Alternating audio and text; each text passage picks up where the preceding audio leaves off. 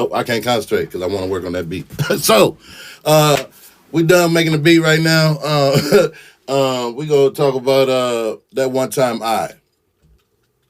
These are stories that I tell about the trenches when I was coming up in show business. I've been in show business almost 30 years. Yeah, let me get on there. This is my opportunity to give back to the younger folks coming up in the business so that they understand the game that they're getting into, because it's dirty. Especially nowadays, there's no integrity. I can't tell you how many people that I attempted. There are not a lot of features on my album or on my singles, and there's a reason for that, because I have a certain way that I work. And in this day and age, people don't seem to work like that anymore, and it's sad. It's fucking sad.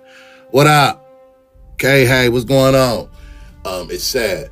There's no, like, I'll give you an example.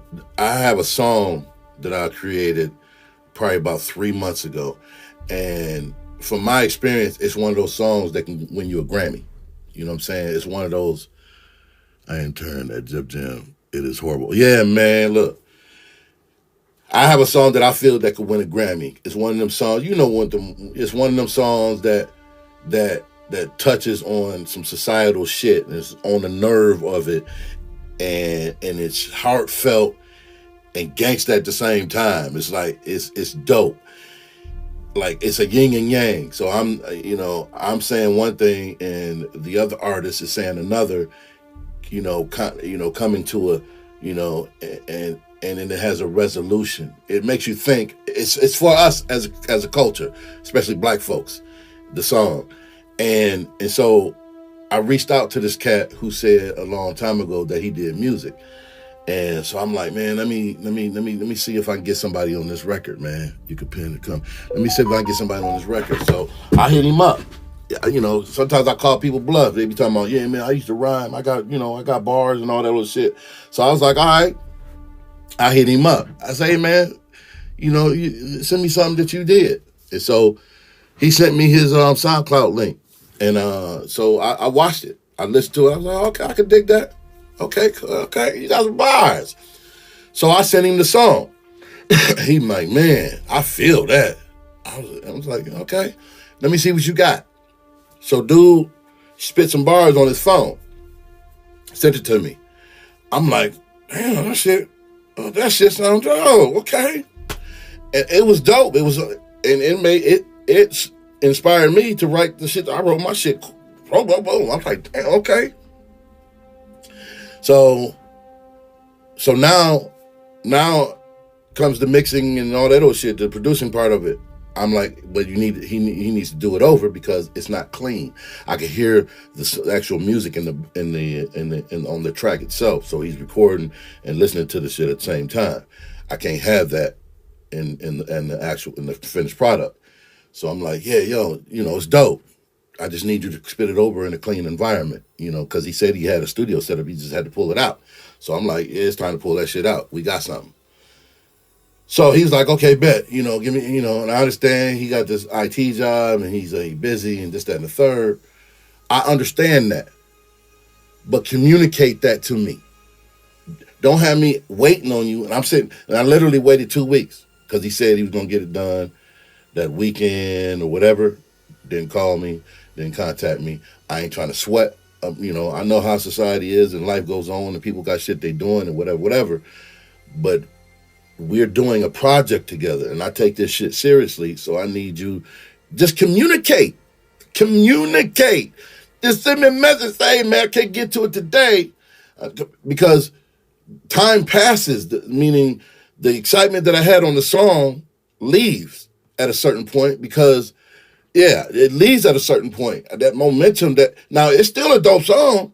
I just don't have the enthusiasm anymore because I love so a month later, without any communication, he sends me the beat. What's up, Derek? Yeah, man, they be bullshitting. So he sends me it's clean, it sound good. I'm like, dang. But there are a couple things. So he sent me his track, but I had to split it because some reason the second part of his verse didn't match the timing of this music all of a sudden. So I did, so I'm like, man, I want him to do that again, clean. But I ain't gonna wait another month. You know what I'm saying? Hey man, can you redo that? It sound dope, but I need you to do.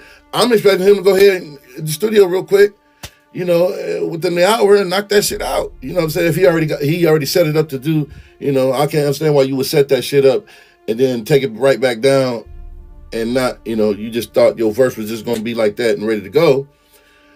But because I don't have that enthusiasm, because he, slow walked the initial verse to me, who would take the time to, we sitting on a hit record. And so it's not that important to him. And so let's say we did the song finally and got it out there and it was a fucking Grammy and hit, blah, blah, blah. How the next set of records gonna be? Because that's the next day they go ask. You know what I'm saying? It's like, what you got? What else you got with that cat? Oh man, we could. I'm a lie and say, oh, we got about 3-4 of them. But I can't have him. I can't depend on him to keep up the line because he might have sent me the shit for another 3 months. You know what I'm saying? So it's like, I don't work like that, man. I need consistency. If we meet on some energy, I need you to keep that same energy throughout the whole fucking project. I need that. I can't stand waiting on, man. That people's like, why you be doing shit all the time? Why you here? That? Because I gotta do shit myself. Because people drop the fuck. Let me tell you, I've been in show business for almost 30 years. The number one failure in anybody's career in show business is depending on another motherfucker. Number one, depending on another motherfucker that gonna drop the ball. So a lot of times it's our fault for the shit failing because we engage with people who we love. They are our friends. That's my homie. That's my boy. But that nigga late to everything. He gonna be late to his funeral. You know what I'm saying? It's like what's his name? He said one time, Tyrese said one time, he said, and I'm paraphrasing, but I'm gonna get you the point.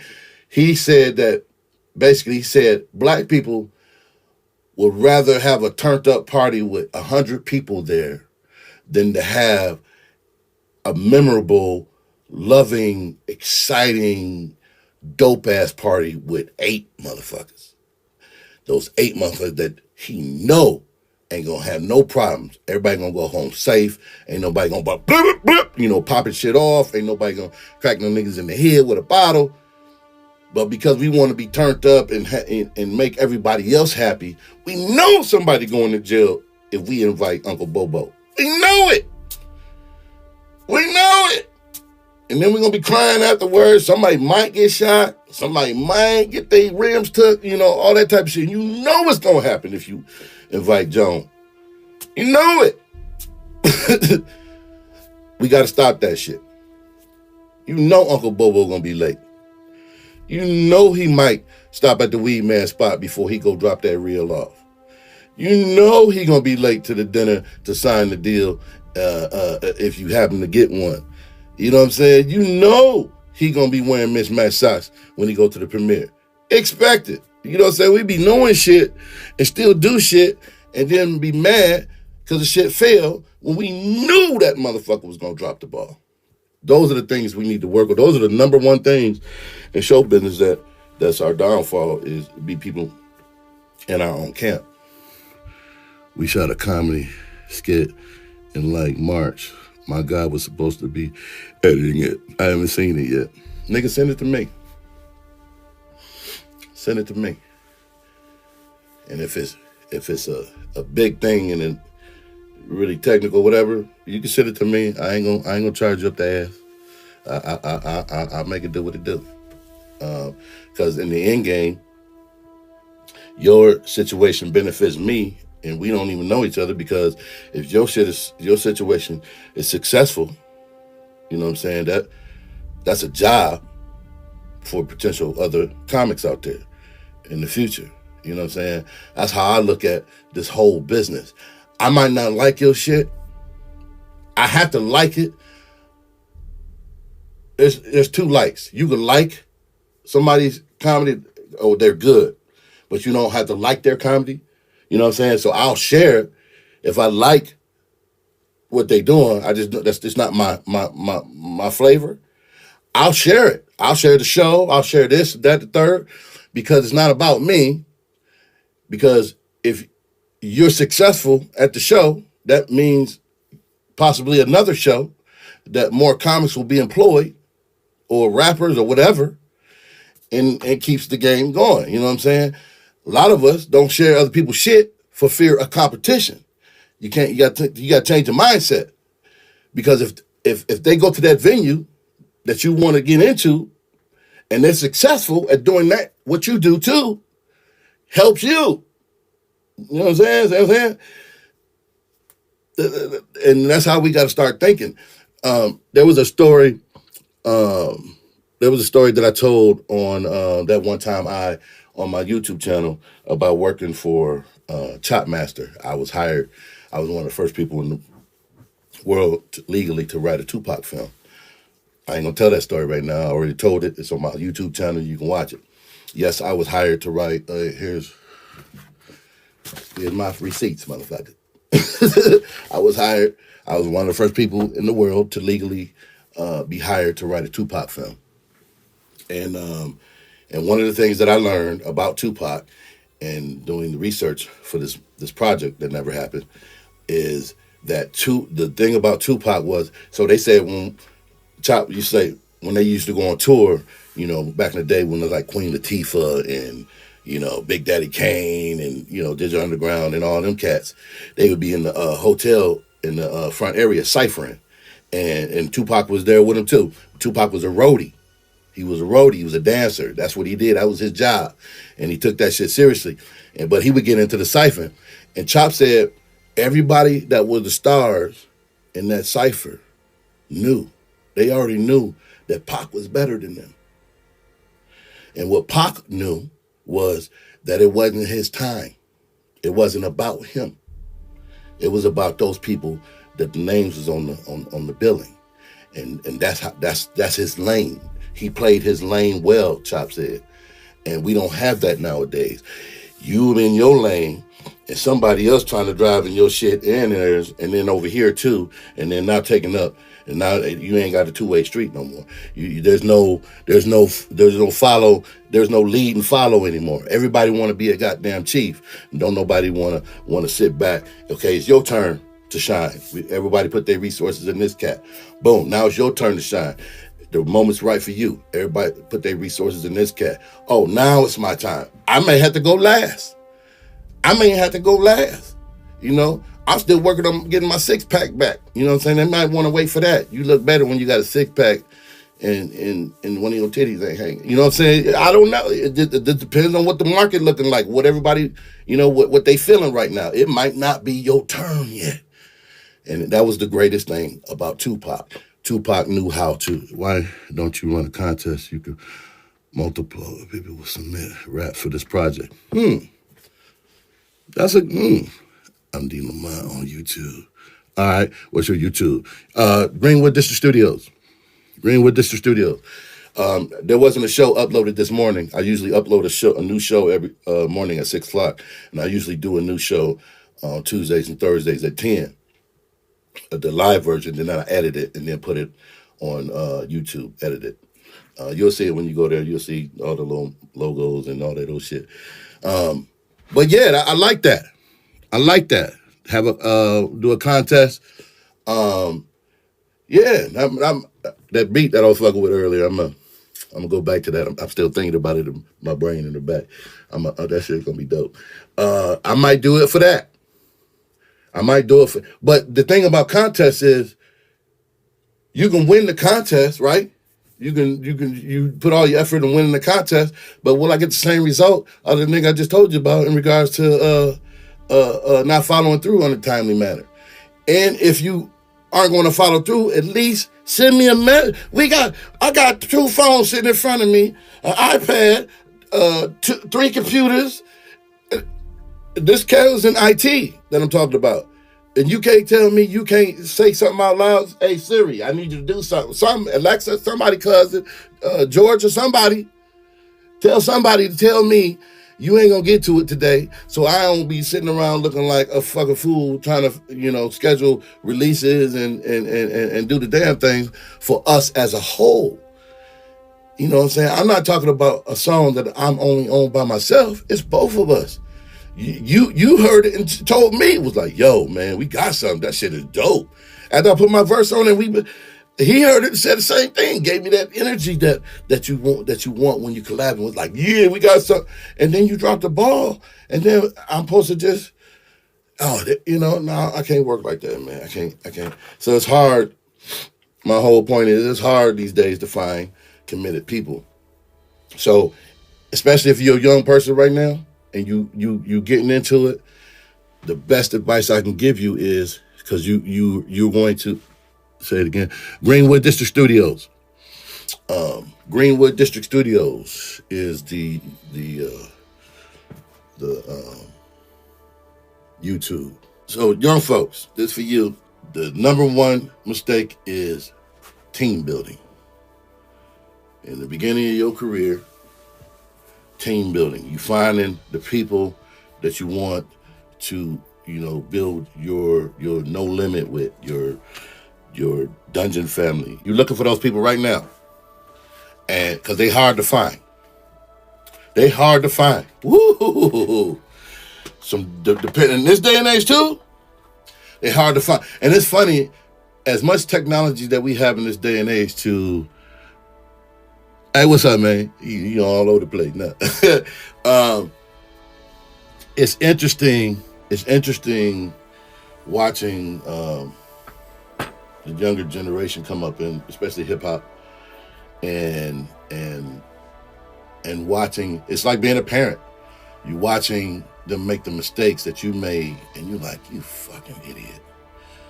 And it's not necessarily their fault. It's just the nature of the beast. You know what I'm saying? They want to do it on their own. I'm gonna show you, Dad. You know what I'm saying? Like that's what it's all. I'm gonna show you. I can do this by myself. And some things they can, because they adapt to what's going on currently a little bit better than us older folks do. So it should be a symbiotic relationship when it comes to with the old versus the new. It shouldn't be a versus. It should be a passing. Nah, fuck a passing of the torch, because goddamn it, I got some shit to say. I ain't too old to drop some bars. I that whole ageism shit with you got to stop doing certain types of music at a certain age is straight bullshit. Because it seems to me, the older you get, the more you know, the more knowledge you have, the more you have to offer. So if you can spit at a later age in life, or you grow up and been spitting for a long time, and you just happen to be a certain age, and you got some shit to say, especially nowadays, what I think is, like, the OGs should get together and have a generational conversation, musical dialogue with the younger generation. The younger generation has been speaking to us for the last 10 years, doing what they do, and whether it's drill, mumble, that Drake type of stuff. You know what I'm saying? They've been speaking to us for the last 10 years. Now, I think it's the older generation's time to respond back. And then the younger generation, you know what I'm saying? Like, give it a little camaraderie thing going, okay? And then what you'll find is the younger generation will start to adapt some of the OG techniques that still work, and this, that, and the third. And some of the OGs might tap into the little magic that the younger generation taps into, because simple fact that they're young and they in the mix and they doing shit. You know what I'm saying? So there's a disconnect right now. I think can be, reconnected, just by way of coming to fuck together, man, and leaving egos. Egos is what's ruined the game. Egos. I did a thing on YouTube called that one time I agreed with Whoopi Goldberg and what she said on The View. Yes, I watched The View. And she said that, what is that show? American Idol ruined society. I agree. There's zero content right now. What do you mean? I agree with what she said. So think about it. If you're old enough to know And when American Idol came out, before that,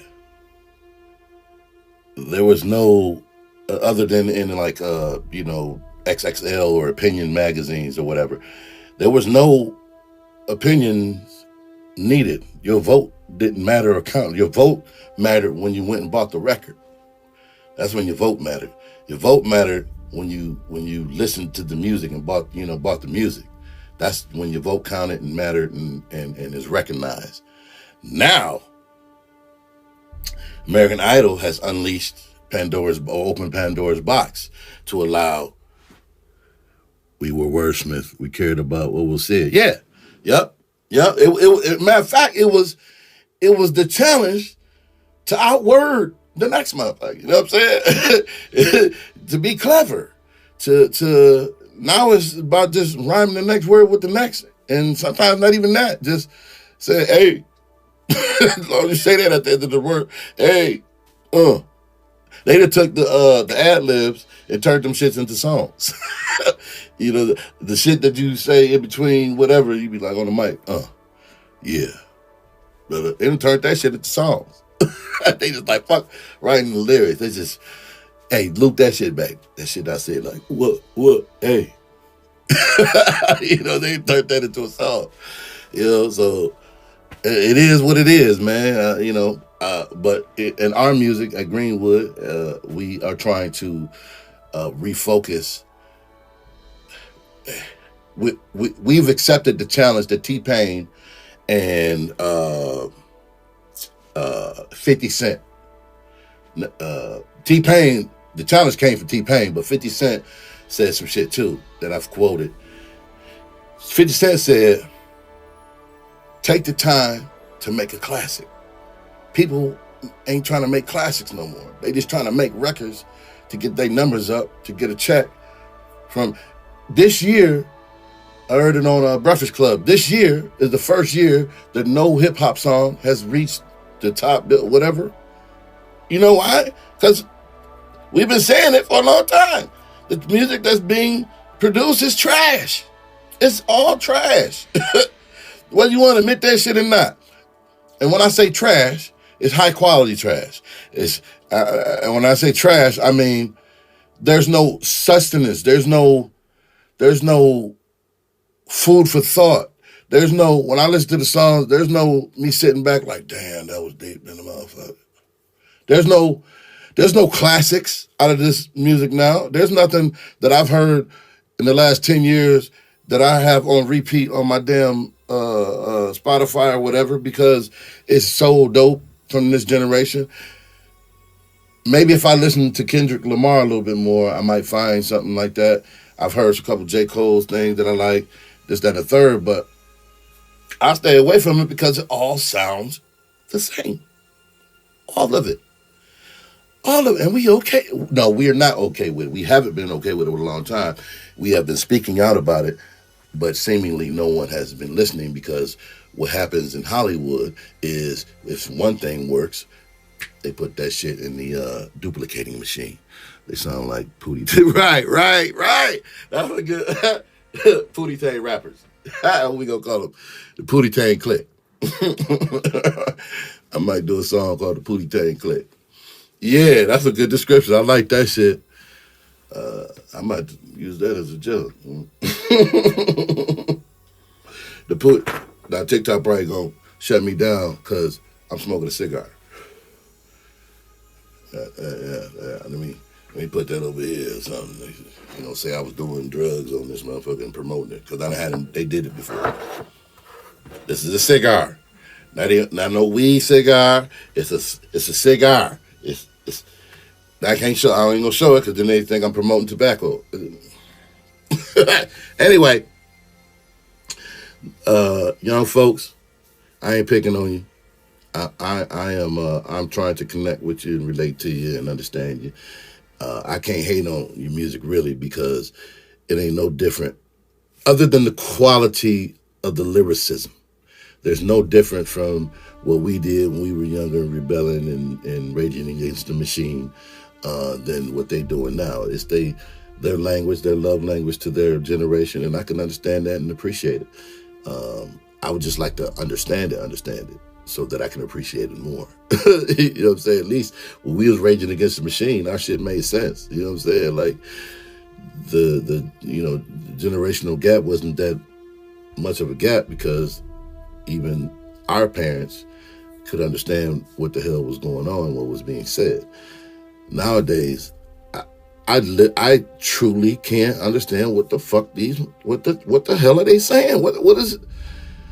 And what really makes me mad as a producer, as a artist myself, is that some of these songs be on some banging ass beats, man. I'm like, oh my God.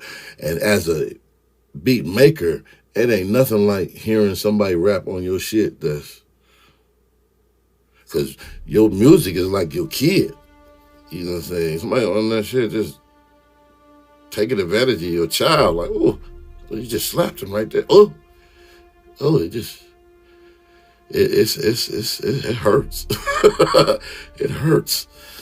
So yeah, man, that whole team building thing is very important in this music entertainment period. Team building. I had, again, on my YouTube page, I talk about, what is it want to call it? It's called that one time I lost a movie deal or something like that. And I talk about how I lost a movie deal because somebody on my team, in my camp, got greedy. Somebody in my camp that got greedy, who was being given an opportunity to do something that he had never done technically before. He wanted to be a director and had some directing techniques and skills from probably doing other shorts or whatever, but never was given the opportunity until I came along. And that opportunity made him become greedy, and because bigger opportunities came to us monetarily that he was going to be involved in, because now I allowed him to be a co-director, and that shit got to his head, and he started doing little shit to undermine what was going on, and we lost the money. We lost the deal. We lost the deal. Well, we lost the deal. Really, we lost the capability of other deals taking place because he took our project. He stole the physical copy of the film, the actual film. There wasn't no digital video, none of that shit. It was an actual 16 millimeter copy of the project, and he had it physically, and so he tried to extort us for $12,000 or $13,000 to get it back. And to this day, it's been 26, 27 years. To this day, we still don't have it. And I've since turned it into a book and had other deal offers and pendings, whatever throughout my career, but it's never been made into a movie as of yet. But we did do a short. I talk about it on the YouTube page. We worked with Todd Bridges from Different Strokes on the project, and his brother JD. A little trivia: the girl that played in what's that Michael Jordan movie? The cartoon one. LeBron redid it. Space Jam. The little girl that played Michael Jordan's daughter in Space Jam is JD, Todd Bridges' brother's daughter. Plays the little girl. I only found that out because I worked with Todd Bridges. So a little trivia for you, a little, unnecessary trivia. I think that's about all I got today, because I'm really fixated on this potential beat that I discovered on the Akai that I'm really gonna dig into after I leave here. But I'm someone said earlier on the TikTok screen here that it was only, at the time it was only zero. There's 3 people watching now. It was only 0. They had to let me know and feel like they'd let me know. You're talking to yourself, bro. You got to start somewhere. I haven't been on TikTok in a while. I've been on the other platforms, but I'm trying to. This is a business. We had some things go wrong in building the whole Greenwood thing, and so we're regrouping, restructuring, and part of it now is doing this video content, different vlogs and this, that, and the third, to create an awareness that we're still here. We're focused on music right now, and where our music is at, and what music it is, and so that you can enjoy and follow us and continue to follow us on this journey. And it's got to start somewhere. I'm not going to assume that just because I turn the power button on these social media platforms that everybody's just going to start listening to me. It don't work like that. Out of sight, out of mind. So I don't care. I'm a comic too. So I done been at shows where, matter of fact, I remember Chico Bean. I should tell this story. I'll tell the story next week so I can get it out. But I remember when Chico Bean, this was way before Wild 'N Out, he came to a gig to see me play in somewhere in North Carolina, maybe. And it was, I can't remember the city, but it was a furniture mecca. They had these big conventions there, furniture conventions. And for a week or two, that city is like Vegas when the furniture convention is happening. I wasn't booked during the furniture convention. When you drive into this town and it ain't the furniture convention happening, it's like what did Chico say? They need Batman. That city looked like it ain't shit. The hotel was empty. It was crazy. And I still had to do the gig in order to get paid. It was one person in the audience. There was two people in the audience, and one of them was Chico. And then the bartender. I had to do the whole show. Two people ended up coming in, 2 or 3 people or whatever, at about 30 minutes in. But he watched me sit there and do that whole show with nobody there in the audience. And I was making him and the bartender laugh. And I got my money. That's the way it is. After the show, he was like, nigga, you did the whole show for nobody and shit. I know plenty of people who've done that. I remember one dude telling me that he did something outside, and it had a big dome or whatever, something like the Hollywood Bowl situation. And he said maybe it was something with scheduling. Something happened, something went wrong, and nobody was there. Literally nobody. I had at least Chico and the bartender. This cat only had the sound guy. And he had to do the whole hour to get his check for nobody. He had to run through his whole set in order to get paid. So it don't matter if there's nobody on at the time watching me, because it's about consistency. And that's what I'm trying to recreate, is consistency on the content building. So I don't look at numbers like that. Do I want them to be up in the views and all that? Of course. But it ain't gonna happen overnight. I got to regain the viewership and the trust of the people that follow us, and create some interesting topics and subjects and the shit that y'all want to see, type of shit that's within our lane, and build from there. So that's what this is all about. It's about consistency. So I'm not looking at numbers right now. If I look at numbers right now, I'll put a hit out on myself.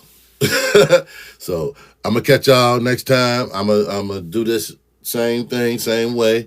What's today? On Tuesday at 10 a.m. I'm gonna be back on here doing the same thing. Hopefully I'll be back on my 3-camera setup, because I'll have my technical guy come in here and fix everything and make it do what it do and make it right. So I appreciate y'all hanging out, and we're gonna catch y'all Tuesday at 10 a.m. on Twitch, YouTube, TikTok, Facebook, whoever is watching. We're gonna get it out there to you. And so the new thing is, though, when I do the show, is the first 15 minutes, I'm just gonna start making a beat. I'm gonna turn everything on, and you're just gonna hear music playing in the background because I'm making a beat. Just to exercise that creative brain and make the day right, musically. And then we're gonna talk shit and talk about the business, and I'll give you some stories that one time all right. Thank y'all for hanging out. This is Hood Rawls, and have a good day. Good weekend. It's Friday. Check on your neighbor, because they could be cooking meth.